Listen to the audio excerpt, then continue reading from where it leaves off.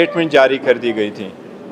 उस स्टेटमेंट में ऐसे मिसकोट हुआ था और ये तासुर दिया जा रहा था एज़ इफ़ के इमरान खान साहब ने कोई ऐसी स्टेटमेंट दी है कि उनका या अदलिया पे एतमाद नहीं है, या उन्होंने ऐसी स्टेटमेंट दी है कि जनाब मोहतरम चीफ जस्टिस काजी फ़ाइज़ा साहब पे उनका एतमाद नहीं है। इसकी वजह से सोशल मीडिया पे और दूसरी भी मीडिया पे कुछ शकूक व शुबहात का इजहार किया गया। आज खान साहब से मेरी मुलाकात हुई थी। पहली मेरी मुलाकात तो खान साहब के साथ हाई कोर्ट के मुताबिक, ऑर्डर के मुताबिक कंसल्टेशन के प्रोसेस से रिलेटेड हुई थी टिकटों के, और उसके साथ कोर्ट में भी मुलाकात हुई थी। जब कोर्ट में मेरी मुलाकात हुई थी उस मौके पे शेख शाहीन साहब भी मौजूद थे, उमर नियाज़ी साहब भी मौजूद थे, बाकी वकला साहिबान भी मौजूद थे।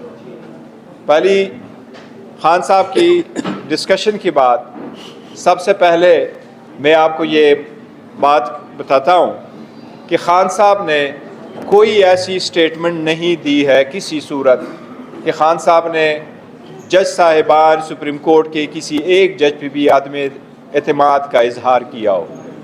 बशमूल चीफ जस्टिस खान साहब पूरे अदलिया पे एतमाद करते हैं, और खान साहब ने किसी सूरत ये नहीं कहा कि मेरे केस में वो ना सुने। हम अदलिया से उम्मीद रखते हैं कि हमारे सारे केसेस कानून और इंसाफ के तकाज़ों को मद्देनज़र रखते हुए पूरे किए जाएंगे। हमारी भी अदलिया से दरख्वास्त है कि जहाँ जहाँ हमारे केसेस है उनकी भी जल्द से जल्द सुनवाई हो, स्पेशली जो इलेक्शन रिलेटेड केसेस है जिसका पूरे मुल्क और इसके इलेक्शन प्रोसेस पे एक असरअंदाज होना है। साथ ही साथ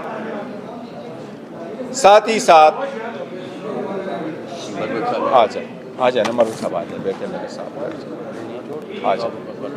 साथ ही साथ आ जाए, बुला ले बैठ जाए, तो आए बुला ले बैठ जाए। साथ ही साथ जो एक और बात की जा रही थी इलेक्शन के सिलसिले में, पहली बात मैंने आपको कही खान साहब के आदम एतमाद के सिलसिले में, मरवत साहब भी आए, हम उनको वेलकम करते हैं। खान साहब के आदम एतमाद के सिलसिले में कि खान साहब ने कोई ऐसी स्टेटमेंट नहीं दी कि मैंने अदलिया पे आदम एतमाद किया है किसी भी तरह, और चीफ जस्टिस पे आदम एतमाद है। दूसरी जो स्टेटमेंट मैं देना चाह रहा था खान साहब के कंसल्टेशन के बाद, वो ये है कि आज के बाद कोई भी स्टेटमेंट जो खान साहब से मंसूब की जाएगी वो सिर्फ मेरे थ्रू आपके पास आएगी।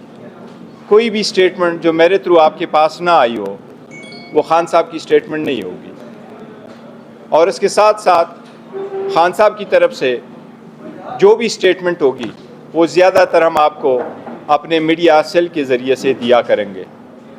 उसके अलावा जो इलेक्शन के सिलसिले में बात की गई है और एक रिजोल्यूशन पास करने की कोशिश की गई, आदो कोरम था या नहीं था, पर रिजोल्यूशन में ये हिजान पैदा की गई, अब हाँ आ रहा है कि क्या इलेक्शन 8 फरवरी को होंगे या नहीं। इस रिजोल्यूशन की कोई आईनी कानूनी हैसियत नहीं है। किसी मेंबर की, सेनेटर की अपनी ज़ाती हैसियत में रिजोल्यूशन पास करवाना, इसकी कोई आईनी कानूनी हैसियत नहीं है। सुप्रीम कोर्ट पहले भी कह चुकी है कि इलेक्शन वक्त पे होंगे, 8 फरवरी को होंगे। आज भी हम सुप्रीम कोर्ट से यही इस्तदा करेंगे कि सुप्रीम कोर्ट मेक श्योर करे 8 फरवरी को इलेक्शन हो, और हर सूरत इलेक्शन हो, और इलेक्शन फ्री, फेयर और ट्रांसपेरेंट हो। इस free, fair and transparent election में कोई भी रुकावट आए, ये हम सुप्रीम कोर्ट से इस्तदा करेंगे कि सुप्रीम कोर्ट उसको ख़त्म कर ले और लेवल प्लेइंग फील्ड प्रोवाइड कर ले। अब इसके बाद अगर आपकी कोई क्वेश्चन हो, मैंने सिर्फ ये 2 बातों की वजाहत चाह रहा था, अगर कोई क्वेश्चन हो तो मैं वो ले लेता हूँ। एक सेकंड, 1 बाय 1 प्लीज, हम ऑर्डरली तरीके से